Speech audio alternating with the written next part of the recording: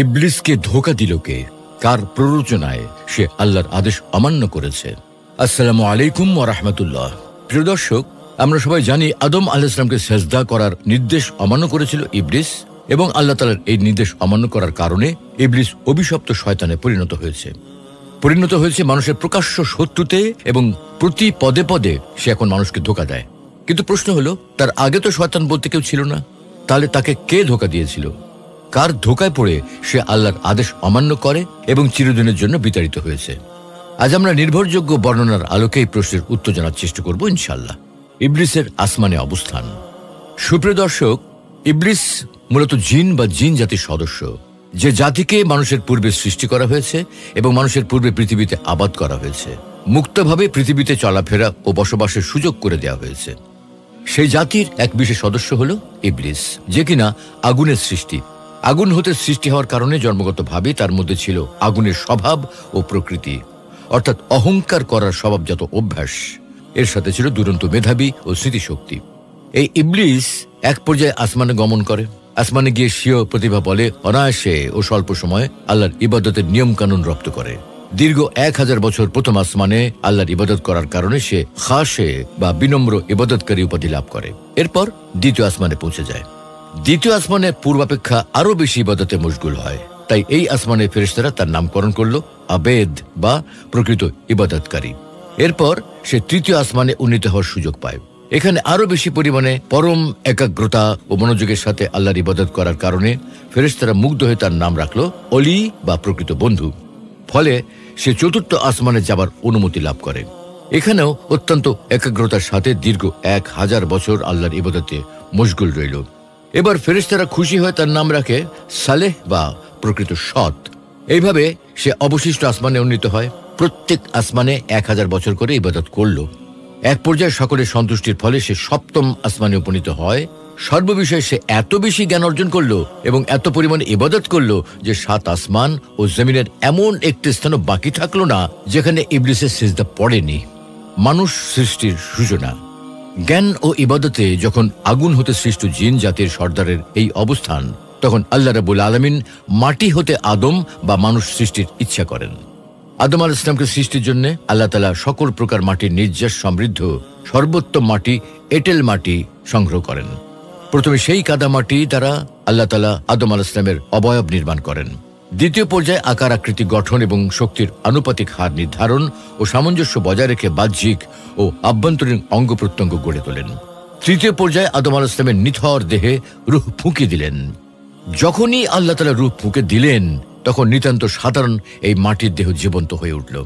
সর্বোত্তম অবয়বে আদম আলাইহিস সালামের সৃষ্টি পূর্ণাঙ্গ হল। তাই তো আল্লাহ তাআলা পবিত্র কোরআনে বলছেন, لقد خلقنا الإنسان في أحسن تقويم।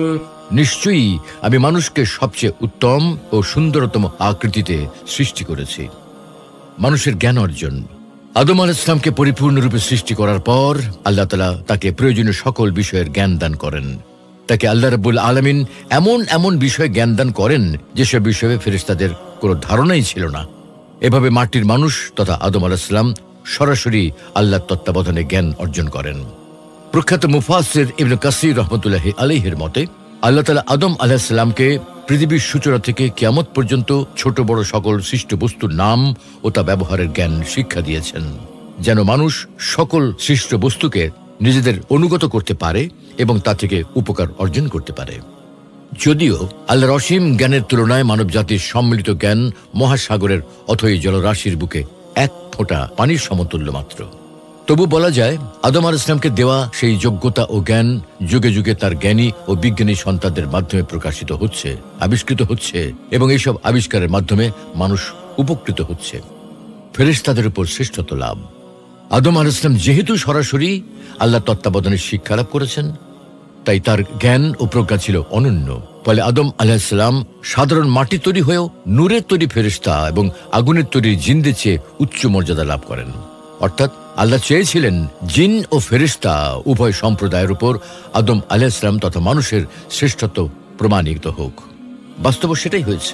ফলে পরীক্ষার মাধ্যমে যখন আদম আলাইহিস সালাম ফেরেশতাগণের চেয়ে উত্তম প্রমাণিত হলেন, তখন আল্লাহর আদেশে সকল ফেরেশতা আদম আলাইহিস সালামকে সম্মান জানিয়ে সিজদা করে। فسجد الملائكة كلهم أجمعون সকল ফেরেশতা আদম আলাইহিস সালামের প্রতি সর্বোচ্চ সম্মান প্রদর্শন করে তাকে সিজদা করে। কিন্তু সকল ফেরেশতা মাটি হতে সৃষ্ট আদমকে সিজদা করলেও জিন জাতির সর্দার ইবলিস আদম আলাইহিস সালামের শ্রেষ্ঠত্ব মেনে নিতে অস্বীকার করে। সে তখন সিজদা করা থেকে বিরত থাকে। তখন আল্লাহ বলেন, قال فاخرج منها فإنك رجيم وإن عليك لعنتي إلى يوم الدين তুই বের হয়ে যা, কারণ তুই অভিশপ্ত। তোর উপর পুনরুত্থান দিবস পর্যন্ত আমার অভিশাপ রইল। যে মুহূর্তে ইবলিস মানুষের শ্রেষ্ঠত্ব মেনে নিতে অস্বীকার করে, সেই মুহূর্ত থেকে সে মূলত মানুষের চিরশত্রুতে পরিণত হয়েছে। আর তখন থেকেই সে মানুষকে ধোঁকা দেওয়ার জন্য বদ্ধপরিকর হয়ে আছে, মানুষের মনে কুমন্ত্রণা দেওয়ার জন্য ওত পেতে আছে। তবে প্রশ্ন হলো, ইবলিসের আগে তো ধোঁকা দেওয়ার মতো কোনো ব্যক্তি বা সত্তা ছিল না। তাহলে ইবলিসের মনে কে কুমন্ত্রণা দিল? কে তাকে আল্লাহর আদেশ অমান্য করতে প্ররোচনা দিল? ইবলিসকে যে ধোঁকা দিয়েছে। সুপ্রিয় দর্শক, আলোচনার শুরুতে আমরা জেনেছি ইবলিস মূলত জিন বা আগুন হতে সৃষ্ট জিন জাতির সদস্য, কোনো ফেরেশতা নয়। এ ব্যাপারে পৃথিবীর সকল আলিম একমত, কারো কোনো দ্বিমত নেই। কারণ আল কোরআনে সরাসরি তাকে জিন জাতির অন্তর্ভুক্ত বলা হয়েছে। আর জিন অথবা মানুষ যে কেউ নিজের নফসের কুমন্ত্রণায় পড়তে পারে। যেমন পবিত্র কোরআনে ইরশাদ হচ্ছে, বলুন, আমি আশ্রয় চাই মানুষের পালনকর্তার কাছে কুমন্ত্রণা দানকারীর অনিষ্ট থেকে, যা আত্মগোপনে থাকে, যা মানুষের অন্তরে কুমন্ত্রণা দেয় জিনদের মধ্যে থেকে এবং মানুষের মধ্যে থেকে। আমি মানুষ সৃষ্টি করেছি এবং তার মন নিভৃতে যে কুচিন্তা করে সে সম্বন্ধেও আমি অবগত আছি। আমি তার গ্রীবাস্থিত ধমনী থেকেও অধিক নিকটবর্তী। নিশ্চয়ই নফস অধিক পরিমাণে মন্দ কাজের নির্দেশ দিয়ে থাকে। সুতরাং এই তিনটি আয়াতের সম্মিলিত বর্ণনা থেকে প্রমাণিত হয়, জিন অথবা মানুষকে ধোঁকা দেওয়ার জন্য মূলত নফসই দায়ী। অর্থাৎ নফস যেমন মানুষকে অন্যায় ও মন্দ কাজের নির্দেশ দেয়, ধোঁকা দেয়, তেমনি জিনের নফসও জিনকে কুমন্ত্রণা দেয়, ধোঁকা দেয়। এ কারণেই রাসূলুল্লাহ সাল্লাল্লাহু আলাইহি সাল্লাম নফসের অনিষ্ট থেকে আশ্রয় প্রার্থনার শিক্ষা দিয়েছেন।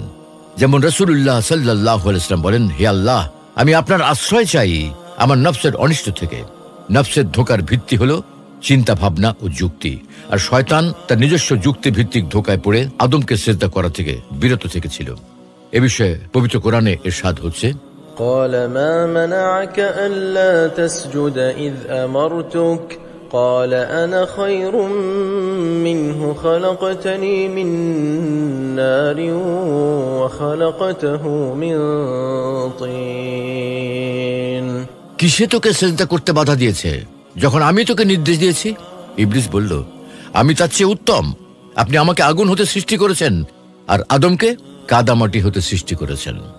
এখানে আরেকটি গুরুত্বপূর্ণ বিষয় হলো, ইবলিস ছিল জিন জাতির অন্তর্ভুক্ত, আর আল্লাহ তাআলা মানুষ ও জিনকে স্বাধীন ইচ্ছে শক্তি দিয়েছেন, অর্থাৎ চিন্তা ও কাজের স্বাধীনতা দিয়েছেন এবং বলে দিয়েছেন যে কর্ম অনুযায়ী পরকালে তাদের বিচার হবে। সুতরাং ইবলিস যেহেতু জিন, তাই সে নফসের ধোঁকায় পড়ে স্বাধীন ইচ্ছে শক্তি প্রয়োগ করতে গিয়ে অহংকার করেছে। অর্থাৎ তার মনে হয়েছে মাটির তৈরি মানুষকে সিজদা করা শোভনীয় হবে না। কিন্তু সে তার এই অহংকারী মনোভাব এমনভাবে প্রকাশ করেছে যে স্বয়ং স্রষ্টার আদেশই অমান্য করে বসল।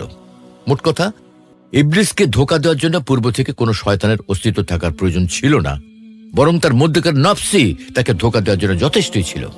আর এই নফসের ধোঁকা ও প্রতারণায় পড়ে সে আল্লাহর আদেশ অমান্য করে। সুপ্রিয় দর্শক, সবারই মনে রাখা দরকার, স্বাধীনতা মানে স্বেচ্ছাচারিতা নয়। আল্লাহ তাআলা বলেন, আমি তাকে করেছি শ্রবণ ও দৃষ্টিশক্তি সম্পন্ন। আমি তাকে পথ নির্দেশ দিয়েছি, হয়তো সে কৃতজ্ঞ হবে, নয়তো সে অকৃতজ্ঞ হবে। নিশ্চয়ই যারা ঈমান আনবে ও সৎকর্ম করবে তারাই সৃষ্টি শ্রেষ্ঠ। তাদের প্রতিপালকের নিকট তাদের জন্য পুরস্কার হিসেবে রয়েছে স্থায়ী জান্নাত, যার নিম্নদেশ দিয়ে নদী প্রবাহিত হয়, সেটায় তারা চিরস্থায়ী হবে। আল্লাহ তাদের প্রতি প্রসন্ন এবং তারাও তার প্রতি সন্তুষ্ট। এটি তার জন্য যে তার প্রতিপালককে সমীহ করে। আল্লাহ সম্পর্কে ইবলিসের পূর্ণ ধারণা ছিল। মহাশক্তিধর ও সম্মানের অধিকারী আল্লাহর অস্তিত্ব যে কত ব্যাপক, তিনি কত ক্ষমতাবান এবং তার তুলনায় ইবলিস কত দুর্বল এক মামুলি সৃষ্টি, এইসব তার খুব ভালোভাবে জানা ছিল। কিন্তু সবকিছু জানার পরেও সে আল্লাহর আদেশ মানতে অস্বীকার করেছে। শুধুমাত্র কিসের জন্য? অহংকারের জন্য। সে কথা সরাসরি আল কোরআনে আল্লাহ তাআলা উল্লেখ করেছেন, হে ইবলিস, যাকে আমি নিজ হাতে সৃষ্টি করেছি তাকে সিজদা করতে কিসে তোকে বাধা দিচ্ছে? তুই কি অহংকার করিস নাকি নিজেকে মহিমান্বিত মনে করিস? স্রষ্টার কাছ থেকে এত কঠিন একটা প্রশ্ন সরাসরি শোনার পরে স্বাভাবিকভাবেই ইবলিসের উচিত ছিল সঙ্গে সঙ্গে ক্ষমা চাওয়া এবং স্বীকার করা যে সে বড় ভুল করে ফেলেছে, তাকে মাফ করে দেওয়া হোক। কিন্তু সে তা না করে উল্টো আল্লাহকে বোঝানোর উদ্যত দেখালো। সে বলল, আমি ওর চেয়ে উত্তম। আপনি আমাকে আগুন হতে সৃষ্টি করেছেন আর তাকে সৃষ্টি করেছেন মাটি হতে। মানে তার নফস তাকে অহংকারী করে তুলল, অথচ অহংকার করার অধিকার একমাত্র আল্লাহই রাখেন।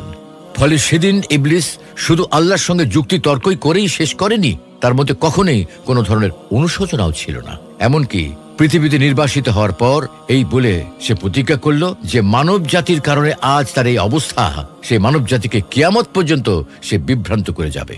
অতএব আমাদের পূর্ণ আলোচনার দ্বারা প্রমাণিত হলো ইবলিসকে তার নিজের নফসই ধোঁকা দিয়েছে। অন্য কেউ বা অন্য কোনো শয়তান এসে তাকে ধোঁকা দেয়নি, বরং নিজের অহংকারের কারণেই সে নিজে প্রতারণার শিকার হয়েছে। আল্লাহ রাব্বুল আলামিন আমাদের সকলকে নফসের ধোঁকা ও প্রতারণা থেকে বেঁচে থাকার তৌফিক দান করুন। কোনো যুক্তিতর্ক ছাড়াই আল্লাহ তাআলার প্রতিটি আদেশ মেনে চলার তৌফিক দান করুন। আমিন।